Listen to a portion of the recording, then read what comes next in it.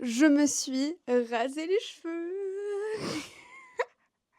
Alors les gars, je sais, vous ne vous y attendez pas du tout et c'est normal, la plupart de mes proches ne s'y attendaient pas du tout non plus. Mais je vais tout vous expliquer dans cette vidéo. Donc le pourquoi du comment, pourquoi je me suis, rasé les cheveux, qu'est-ce qui m'est passé par la tête et surtout comment je me sens maintenant que je l'ai fait. Mais avant ça, on se retrouve au même endroit mais pas au même moment.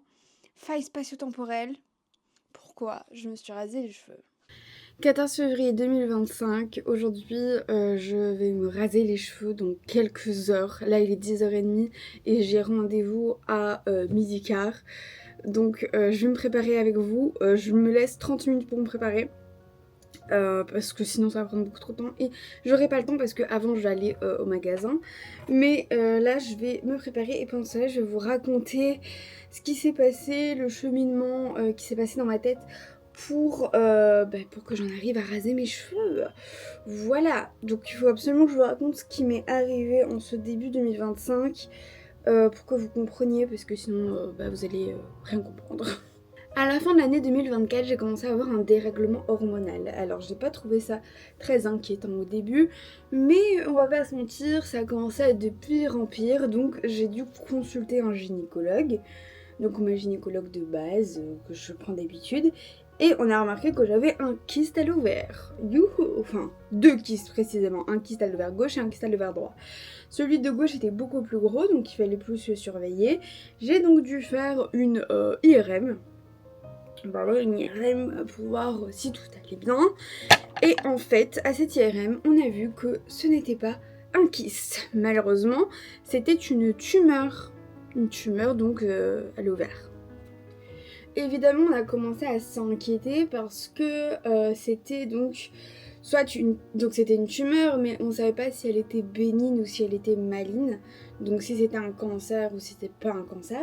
Donc j'ai eu plein de rendez-vous. Alors j'avoue que je raconte ça comme ça, mais c'était une période juste horrible parce que tout simplement, je savais pas si j'avais un cancer ou pas. Enfin, c'était terrible à ce moment-là. Voilà, c'est à ce moment-là un petit peu que j'ai mis ma vie un petit peu entre parenthèses parce que je savais pas si c'était grave ou pas. Enfin, je me suis posé vraiment des questions que on ne se pose pas à mon âge. Enfin, vraiment, je me disais, mon Dieu, est-ce que je vais mourir, etc. Alors ça, ma gynécologue m'a rassurée. Elle m'a dit que de toute manière, même si c'est un cancer, eh bien, il a été pris vraiment à temps. Donc, je risquais pas de mourir, tout simplement. J'ai eu un rendez-vous plus précis avec un professeur à Bruxelles qui m'a un petit peu plus précisé potentiellement c'était quoi. Donc en fait il m'a dit que c'était soit une tumeur qu'on appelle borderline. Donc en gros c'est, bon vulgairement c'est comme si c'était moitié-moitié, donc là c'est pas un kyste mais c'est pas un cancer non plus, vous voyez. Et donc dans ce cas là on doit juste l'enlever et puis on n'en parle plus. Mais voilà, ou alors c'était un cancer. Mais lui, il m'avait déjà prévenu, il m'avait dit, nous, on pense plus à une tumeur borderline parce que les cancers aux ovaires sont beaucoup plus rares à mon âge. J'ai 21 ans. Et, euh, et donc, voilà, c'était peut-être ça. Mais il pouvait pas nous dire c'est sûr que c'est ça parce que c'était pas sûr du tout. On n'en sait rien en fait, donc on a dû attendre. Attendre quoi? Attendre la biopsie, parce que j'avais une biopsie qui était prévue le 30 janvier, pardon. Et donc, voilà, je vais à ma biopsie, tout se passe bien. En fait, j'avais jamais fait de biopsie, mais on m'avait dit, voilà, ça faisait pas trop mal, enfin, voilà. Des fois ça fait mal, mais bon, c'est pas une douleur horrible. Et en fait, en me réveillant, j'ai compris, en plus j'ai eu un réveil de l'anesthésie générale horrible. Le mec à côté de moi, il hurlait parce qu'il avait mal. Moi j'avais super peur, je voulais ma mère, j'avais froid, j'avais mal. Enfin bref, c'est une catastrophe. Donc en revenant donc dans mon lit, parce que normalement ça devait être un hôpital de jour, parce que c'était juste une biopsie, et bien je me suis rendu compte que j'avais super mal. Vraiment j'avais une douleur, c'était horrible, c'était insupportable. Il m'avait mis quand même des antidouleurs, mais c'était quand même chaud, ça faisait très très très mal. Et donc on se demandait un petit peu pourquoi, mais on se dit bon peut-être que je suis juste peu sensible, que vu qu'ils ont chipoté à mon ovaire, peut-être que c'est ça. Donc voilà, je me suis pas trop posé de questions, enfin je me suis pas hyper inquiétée à ce moment-là. Sauf que ce qui s'est passé, c'est que donc l'assistant du chirurgien, je crois que c'était lui, est venu nous parler donc quelques heures après l'opération et il nous a dit qu'en fait au final ils n'ont pas que fait une biopsie mais ils m'ont aussi enlevé la tumeur parce qu'ils avaient remarqué que elle n'était pas très belle, que c'était vraiment une très grosse tumeur, que ça commençait à endommager mon ovaire, donc ils ont préféré l'enlever directement. C'est meilleur pour moi. Au moins on enlevait directement le mauvais quoi. S'en vient une convalescence horrible parce que ça faisait hyper mal. Les premiers jours je ne savais pas marcher. En plus j'ai dû rentrer directement chez moi parce que l'opération n'était pas prévue, c'était juste la biopsie, donc c'était en hôpital de jour. Même si je pense qu'ils auraient dû quand même me garder quelques jours, mais bon, pour être sûr que tout va bien, au moins minimum une nuit, mais bon, bref, ça c'est autre chose. Et donc, la convalescence était horrible, surtout que là, on attendait savoir si j'avais un cancer ou pas. Donc, psychologiquement, c'était hyper dur, enfin, j'allais pas bien du tout. Il y a tout le monde qui venait me voir, donc ça m'aidait beaucoup, mais j'avoue que j'étais pas au meilleur de ma forme, bref. Et donc là, qu'est-ce que je fais?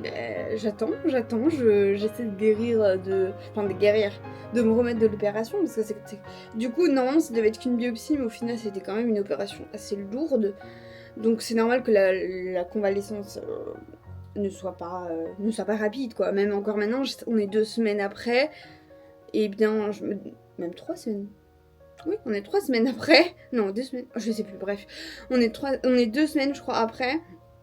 Et j'ai toujours mal à mes cicatrices et j'ai encore un peu mal à mon ovaire, donc voilà, étant donné qu'ils ont chipoté dessus, parce que je vous l'ai pas dit mais ils ont enlevé ma tumeur et un petit bout de mon ovaire, enfin en quelque sorte l'enveloppe de l'ovaire, et c'est ce que ma gynécologue m'a dit, et donc voilà, j'ai forcément encore un peu mal, mais bon voilà. Donc c'est vrai que la semaine en attendant les résultats de la biopsie a été complètement horrible parce que en plus j'avais mal. Déjà qu'on n'est pas bien psychologiquement, c'est compliqué. Mais alors en plus de ça, j'attendais de savoir si j'avais un cancer ou pas. Enfin bref, c'était pas évident. C'était pas évident et du coup j'attendais et j'ai eu mon examen, j'ai eu mon rendez-vous chez ma gynécologue pour savoir les résultats. Et évidemment, c'est des très bons résultats, sinon je serais pas en train de vous dire ça comme ça. Au final, c'était effectivement une tumeur borderline, donc je n'ai pas de cancer. Bon, je dis ça comme ça, mais bien sûr, je soutiens toutes les personnes qui ont eu cette maladie qui est horrible, qui est la pire maladie possible. Enfin, oui, je veux le dire comme ça. C'est une des pires maladies qui existent. Et donc voilà, mais forcément, c'était un soulagement, les gars. Je n'ai jamais ressenti ça de ma vie, je crois. J'ai jamais ressenti ça. Et surtout que voilà, ça m'a complètement changé en fait. Là, en venant du coup au sujet de cette vidéo, ça m'a complètement changé. Je suis plus du tout la même personne que avant toute cette histoire, avant que je sois malade. Enfin, malade. C'était qu'une tumeur, entre guillemets, même si c'est quand même quelque chose de grave. Mais voilà, ça m'a complètement changé. Je vois plus du tout les choses comme avant. Enfin, ça n'a plus rien à voir. C'est un truc de fou, je vous promets. J'ai totalement changé. Donc là, ça fait 1 semaine que je suis au courant que tout va bien et que forcément, je dois quand même faire des suivis. Je dois faire des suivis tous les 3 mois pour être sûre que ça ne revienne pas. Voilà, je sais que ça peut revenir comme ça peut ne jamais revenir, hein, mais je vais pas attendre comme ça, Enfin, je vais pas attendre que ça revienne, enfin, je vis ma vie. Et justement, je vis tellement ma vie en fait, et j'ai envie de faire des folies, j'ai envie de faire des dingueries. Parce que j'ai ce besoin de profiter de la vie, pendant toute cette semaine, je me disais, mais est-ce que je vais mourir? Enfin, c'est horrible, en fait, c'est tout simplement horrible. Donc, j'ai cette envie de vivre, je veux profiter un max de la vie. Et c'est là que vient le sujet de cette vidéo. Je voulais déjà me raser les cheveux il y a quelques mois, j'avais déjà eu l'idée. c'est quelque chose que j'ai toujours voulu faire parce que je trouve ça fou. Enfin, c'est vraiment une expérience de malade, je trouve. Et j'ai toujours voulu le faire, mais je ne l'ai pas fait. Parce que, en fait, je vais pas vous mentir, pour un peu le regard des autres, je me suis dit, mon Dieu, qu'est-ce qu'ils vont penser les gens, etc. Et là, maintenant qu'il m'est arrivé ça, en fait, j'ai tellement ce besoin de vivre, de faire des dingueries, que je m'en fiche du regard des gens. Mais vraiment, ça m'est égal. Ça m'est égal complètement. Je m'en fiche, mais je m'en fiche complètement. Donc, c'est là que je me suis dit, bah écoute, Lara, fais-le. Fais-le. On s'en fiche complètement. Enfin, au pire, enfin, c'est pas quelque chose d'irréversible. Ça repousse des cheveux. En plus, j'ai pas les cheveux très longs, donc je m'en fiche. Mais vraiment, je me disais, ok, ben, je vais faire cette dinguerie. Je vais le faire. Et donc, ben, je vais le faire, quoi. Je vais le faire tout à l'heure, là. J'ai pris mon rendez-vous. J'ai prévenu pas tout le monde, mais j'ai prévenu quelques personnes. Mais ouais, c'est une dinguerie. Je vais le faire. Je suis un peu choquée. Je vais pas vous mentir, je suis un peu stressée. Mais je vais le faire. J'ai trop hâte, en fait. C'est un truc de fou. J'ai trop hâte de le faire.